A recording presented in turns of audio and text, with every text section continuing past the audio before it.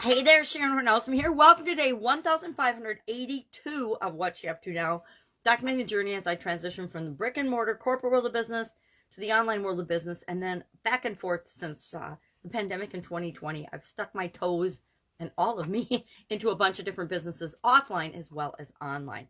So today, a couple pieces of content that I created for Supersize Your Business. We talked about treasure trove and what does it mean and how can you apply that to building and growing and supersizing your business.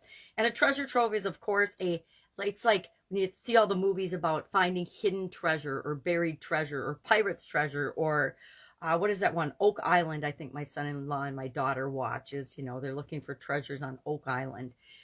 There's all kinds of shows about treasure hunting, panning for gold, whatever. So a treasure trove is a hidden treasure that doesn't really belong to anyone, or they don't know who it belonged to, or it's from, hundreds or thousands of years ago. So it's kind of fair game. So people like to go treasure hunting and find treasure. And the treasure is called a treasure trove. They're looking for a collection or a treasure that's been hidden that they want to find. And I said, well, how can you create a treasure and be a treasure to the people that you serve, because that's an incredible way to add value and make the world a better place.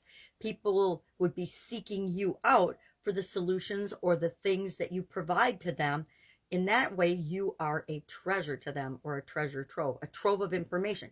Books are considered a trove of knowledge, a treasure trove of knowledge. So how can you be that resource for the people that you serve in your business to help grow and build and supersize your business?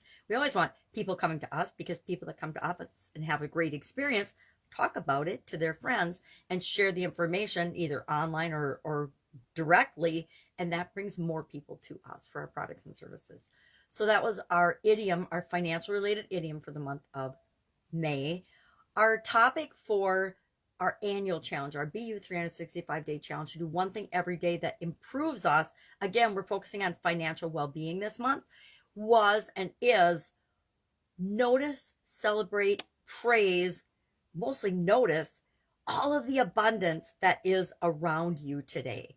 So often we're looking at things and all we're seeing is what isn't there, what's missing, what we don't have enough of. And today we're going to flip that around, and we're going to focus on and look for and notice all of the things around us that are really, really abundant already. Think of anything in nature, just about anything in nature there's an abundance of. Think about yourself. The things that you look at negatively are often an abundance of something. I look at myself and I say, I have an abundance of padding and fat cells, right? I have an abundance of clutter and stuff around me. And if someone calls it clutter and stuff, that has a more negative or neutral connotation than if I look at it as an abundance of treasures around me. I always think of the things that I collect and save as treasures. Everything has a meaning to me that makes it a treasure. So we're sharing just one thing that we notice that's abundant around us. It might be sunshine, it might be clouds, it might be rain, it might be, depending on your climate, it might be snow, it might be water in, a river, a lake, a stream, drops of water, grains of sand, blades of grass, dandelions in my neighbor's yard. There's an abundance of dandelions, and they're just now coming into our yard.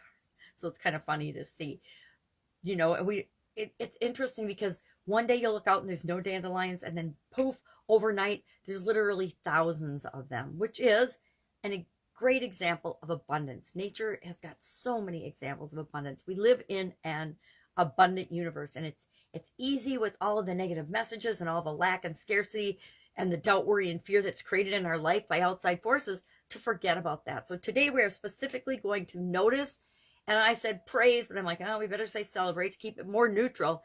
Celebrate, but just be able to observe and notice how much abundance there is around us. So those are our topics of content for today.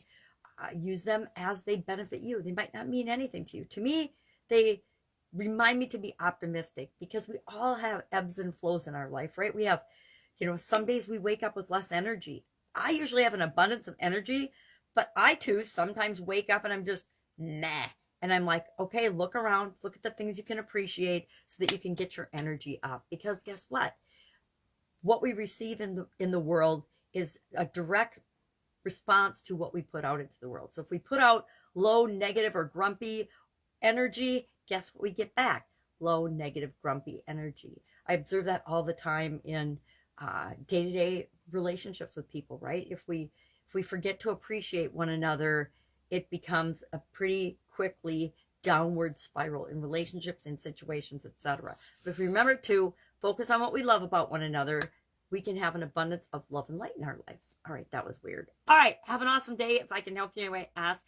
Otherwise, I'll be with you tomorrow with another update on just what I'm working on. Mostly I'm just sharing my content these days. Projects, a lot of them are confidential, so I'm not sharing them. If you have questions, though, ask. If there's something you want to know, please ask. All right, have a great day. I'll be with you tomorrow.